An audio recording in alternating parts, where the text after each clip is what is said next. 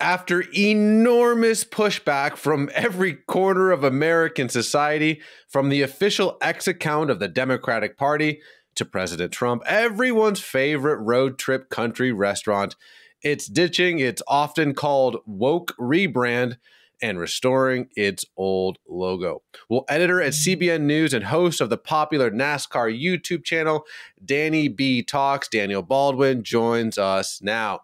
So, Daniel, what do you think about this decision? Well, I think they made the right decision.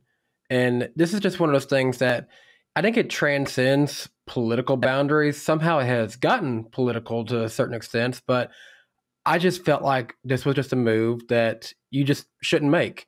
You've angered your core audience, Raj, that so many were at the point that the comment section here on CBN News was saying, I'm never going there again, never eating there again. And it's like, well, obviously they must have saw those kind of reports because they backed down on this. And I think they've made the right decision. But I do think it's important to point out, I don't know if this necessarily means anything about them removing their plans to still redesign and remake a lot of their restaurants. But the logo itself is going to remain what we've known for years to come.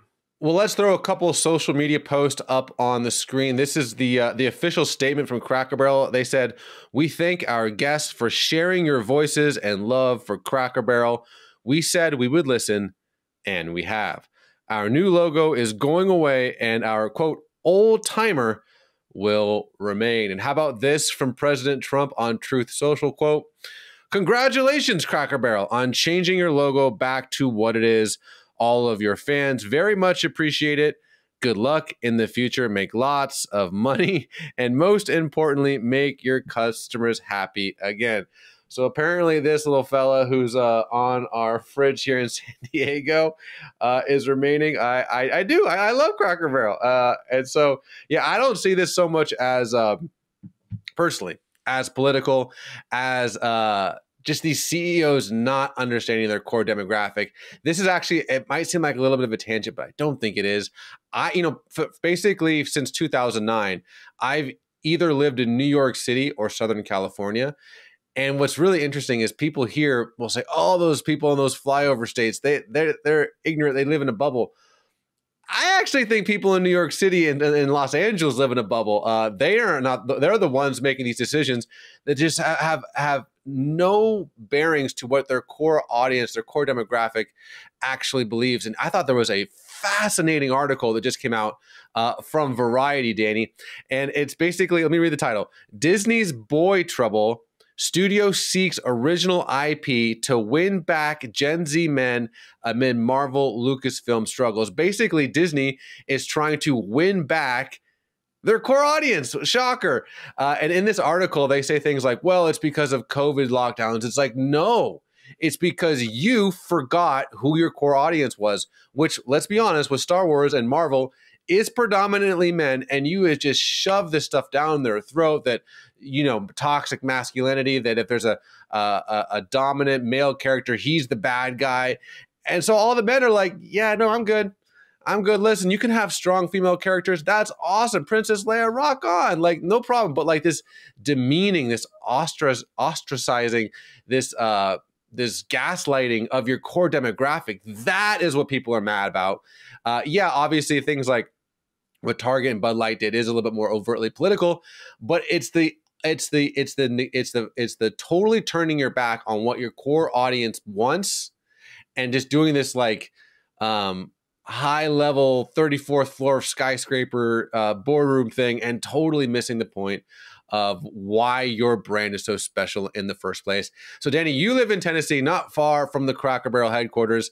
I will give you the last word on this whole fiasco from Cracker Barrel. Well, again, Cracker Barrel, I think you guys made the right decision for now. I'm still not crazy about the images I have seen of the redesigned locations, but hopefully mine are one of your last ones that you seem to touch in that instance of it. Again, this is one of the things that we've seen numerous places over the years change their restaurant facilities, but the branding, the logo, for the most part, has remained the same. This would be like McDonald's if suddenly you look at a McDonald's and there's no big golden arch M there? You know, that's just something that's become iconic. And so the same thing, I said it last time. What does a typical weekend in the South look like? You're doing something fun. In the case this weekend, college football starts back. So a lot of people in the South are hitting the road. They're going to their favorite university stadium. And what are they going to be looking for along those interstate drives? Something comforting, something warm, something that reminds them of their good old family cooking, like Granny used to make. They're going to be looking for that good old Cracker Barrel. Well, and Danny, I thought I said I'd give you the last one, but I actually have one more point that I do think is important. You kind of touched on it. I don't know what architecture firm is in charge of all of these rebrands that have just totally taken away the special character of, like you mentioned, McDonald's, Cracker Barrel. If you look at a lot of the new hotels, even in Walt Disney World, they're so sterile. They're taking all the theming out and making it into this like generic Holiday Inn Marriott thing. And it just feels like another Las Vegas hotel. And it's like, guys, that might be like a short term, like, hey, like let's be edgy. But like, if you lose everything that made you special to just fit into this, like, 2024 or 3 or 2 at this point, generic run of the mill thing, but eventually you're going to lose that which made you special. And if you're just trying to look like everyone else, then like, why would I go out of my way to buy your product? That's my soapbox moment for all these CEOs. Grab on to what's special. Disney World, keep making themed entertainment, immersive entertainment. Don't just make these generic Las Vegas hotels. Cracker Barrel, you have this incredible brand. Emphasize it. Don't strip it down to make it look like every other thing, like another Bob Evans or another Denny's. You have something special. Keep it going. And as for college football, Danny, I can see your shirt. You are a Tennessee Volunteer fan. We will see how you guys do. My Buckeyes play the Texas Longhorns this weekend. It's going to be a big weekend for college football. This is Christmas for the South and the Midwest. But Danny, I appreciate your time, my brother. Absolutely. Yeah. Go Vols. Good luck to the Buckeyes. See, we can all get along after what happened in December, can't we?